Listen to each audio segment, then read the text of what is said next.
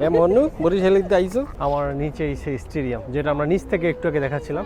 কলাসিয়ামের এই বিশাল বড় স্টেডিয়ামের ভেতরে চলতো পশুর সাথে মানুষের মারামারি। ওইখানে এনিমেল থাকতো, মানে বাঘ, সিংহ এগুলো ছেড়ে দিত ওরা যখন উপরে ফাইট হতো তখন। সেই রোমান ফোরামের এই পুরো জায়গাটা বলা হয় পৃথিবীর সবচেয়ে পুরাতন ধ্বংসাবশেষ। তার নামেই কিন্তু জুলাই মাস। Buongiorno from Italy. Right now আমরা চলে আসছি ইতালির রাজধানী এবং এক সময়কার মধ্যসাগরের সে প্রাচীন ক্ষমতাসীন সাম্রাজ্য রোমে, যার পেছনে রয়েছে প্রায় 3000 বছরের পুরনো ইতিহাস। রাইট নাও আমরা এখন দাঁড়িয়ে আছি পৃথিবীর সপ্তম আশ্চর্যের মধ্যে একটি, সে কলাসিয়ামের সামনে। তো আজকে পুরো ব্লগটাতে ইতালির মানে রোমের টুকিটাকি এই ইতিহাসগুলো আপনার সাথে শেয়ার করবো। চলুন আমার সাথে।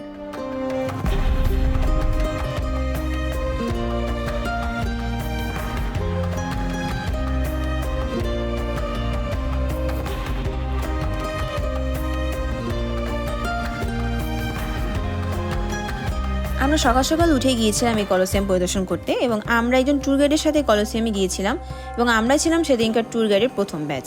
আমরা যখন এই কলোসিয়ামে প্রবেশ করছিলাম তখন আমার কাছে মনে হচ্ছিল আমি যেন সেই প্রাচীন রোমান সাম্রাজ্যে প্রবেশ করলাম এবং প্রতিটি পদক্ষেপের সাথে প্রতিবাহিত হচ্ছিল হাজার বছরের পুরনো ইতিহাস। এটি সত্যি এক মনোমুগ্ধকর অভিজ্ঞতা ছিল আমার জন্য এবং আসলে সপ্তম আশ্চর্যের এক অসাধারণ নিদর্শন ছিল এটি।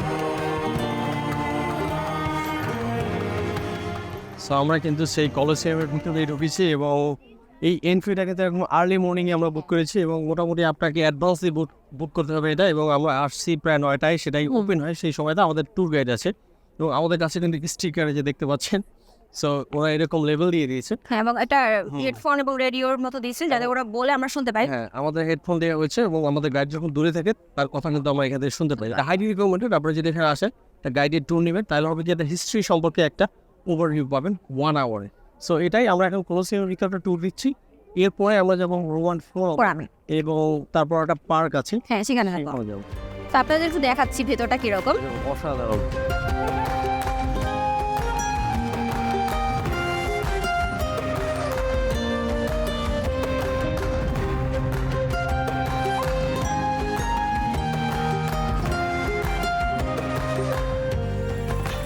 সো আমরা মূলত কি করি, ক্রিকেট বা ফুটবল খেলা দেখতে গেলে বিশাল বড় স্টেডিয়ামে যাই। তবে এই কলাসিয়ামের এই বিশাল বড় স্টেডিয়ামের ভেতরে চলতো মানে পশুর সাথে মানুষের মারামারি। মানুষের সাথে মানুষের মারামারি, পশুর সাথে মারামারি। এটা মূলত গ্ল্যাডিয়েটর মুভিতে আপনারা যেটা দেখছেন মোটামুটি বলা যায় এক্স্যাক্টলি সেটাই। মানে 2000 বছর আগে মানুষ এখানে প্রায় বসে 50,000 মানুষ একসাথে বসে এই খেলাটা উপভোগ করতো। মানে ফুটবল খেলা দেখতে গেলে গোল দিলে যেমন উল্লাস করতো, এখানে মানুষ মারা গেল, হাজার হাজার মানুষ, লাখ লাখ মানুষ এই পশু মারা গিয়েছে, এইখানে মারা গেছে। আর একটা কথা, এইখানে কিন্তু প্রায় 80টা হচ্ছে বুঝছো ইয়া ছিল, প্রবেশ পথ ছিল, যার 76টা ছিল হচ্ছে নর্মাল মানুষের মানে যাতায়াতের জন্য এবং বাকি যে 4টা ছিল সে 4টার 2টার থেকে হচ্ছে সম্রাট যে ছিলেন সে আসতেন তার জন্য বরাদ্দ ছিল, আর 2টা থেকে একটা হতো হলো গিয়ে যে সৈন্যরা জিততো তাদেরকে বের করা হতো। এটা হলো গ্ল্যাডিয়েটর মুভিতে আমরা যে ফাইটটা দেখতে পাচ্ছি সেটা হলো জাস্ট এই যে আমার সামনে যেটা দেখতে পাচ্ছেন এইটার উপরে একটা স্টেজ ছিল এবং এটার নিচে যেটা দেখতে পাচ্ছেন এখানে আসলে আন্ডারগ্রাউন্ড পার্ট, ওইখানে এনিমেল থাকতো, মানে বাঘ, সিংহ এগুলো ছেড়ে দিত ওরা যখন উপরে ফাইট হতো তখন। সো এবং উপরে যে পার্টগুলো এগুলো হলো স্টেডিয়ামের ওই যে মানুষ বসে আর কি, বিভিন্ন ক্যাটাগরিতে ভাগ করা, এবং যারা একটু রিচ ফ্যামিলি তারা বসবে এই পেশে, সো অন। সো অসম, মানে চিন্তা করলে সেই 2000 বছর আগে কি বানায় রাখছিল, অস্থির।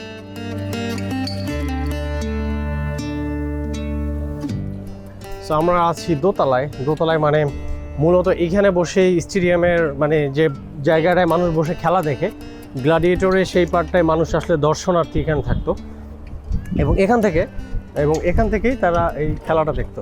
ঠিক আমার নিচেই সেই স্টেডিয়াম যেটা আমরা নিচ থেকে একটু আগে দেখাচ্ছিলাম। সো আমি প্রেফার করব যে এখানে আসলে একজন ট্যুর গাইডের সাথে আসা উচিত, কারণ আপনাকে সে হচ্ছে এরকম একটা রেডিওর মতো দিবে হেডফোন সহ, যে সে মানে পুরনো সে ইতিহাস বলবে এবং আপনি সেটা সামনে বসে দেখতেছেন। এটা আসলে অনেক কি বলে অনেক অন্যরকম একটা অনুভূতি। আমাদের গাইড হচ্ছে উনি এবং সে আমাদের দেখাচ্ছে কোথায় কি হয়েছে।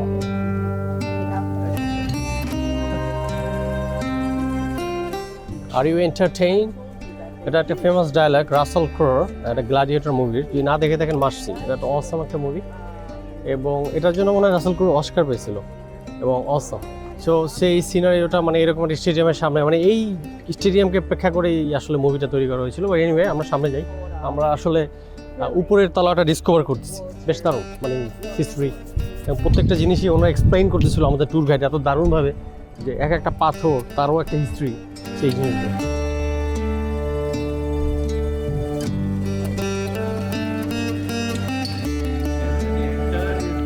এটা হলো গ্ল্যাডিয়েটরের ভিক্টোরি এন্ট্রান্স। যারা আসলে জিততো গ্ল্যাডিয়েটররা তারা আসলে এই এন্ট্রান্স থেকে পার হতো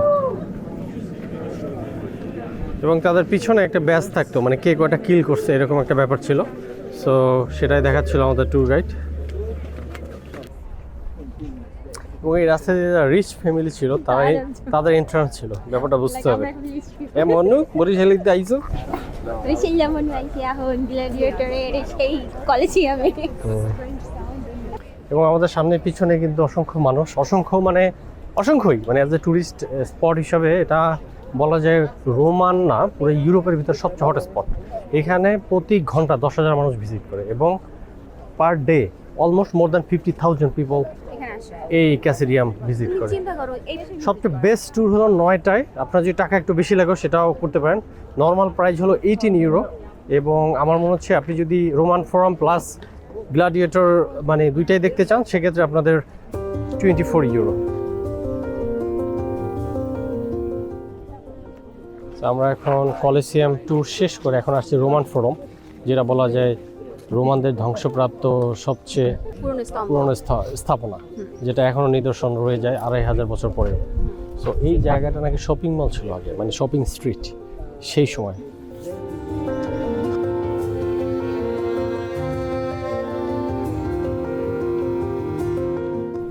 আমরা কিন্তু এখন দাঁড়িয়ে আছি হচ্ছে ব্রাসিলিকা অফ ম্যাক্সিন্টাস, যদি আমি উচ্চারণ ঠিকঠাক বলি।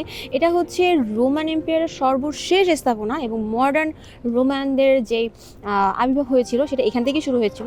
এইখানে কিন্তু সেই ইজিপ্টের কুইন ক্লিওপেট্রা এবং জুলিয়াস সিজারের সেই বিখ্যাত জিনিসও এখানে আছে।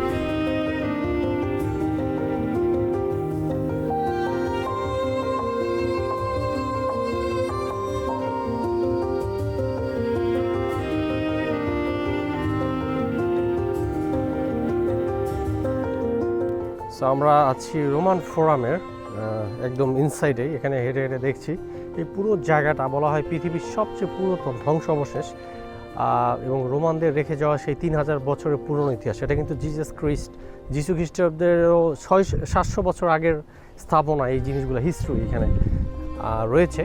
সো পুরো জায়গাটায় রুইন মানে ধ্বংসপ্রাপ্ত। আপনি আসলেই বুঝতে পারবেন, মানে সিনেমায় বা অন্যান্য জায়গাতে আমরা যেটা দেখি একটা ধ্বংসপ্রাপ্ত জায়গা কীরকম হতে পারে এবং সেই 3000 বছর পুরনো একটা ইতিহাস এক্স্যাক্টলি আপনি এখানে আসতে সেম একদম গুজবাম হবে। এবং আমি যেদিকে তাকাচ্ছি এবং স্পেশালি আমার পিছনে যে সাইনটা, এটা কতবার আমি মুভিতে এবং সিনেমা এবং বিভিন্ন পোস্টারে দেখছি এবং সামনে থেকে দেখে মানে অদ্ভুত অসম লাগতেছে। এবং এই স্থাপনার ভিতরে কিন্তু ইজিপ্টের এবং গ্রিকদের অনেক মিল খুঁজে পাওয়া যায়, বিকজ তৎকালীন সময় এই দুইটারই অনেক ইনফ্লুয়েন্স ছিল এই জায়গাটায়।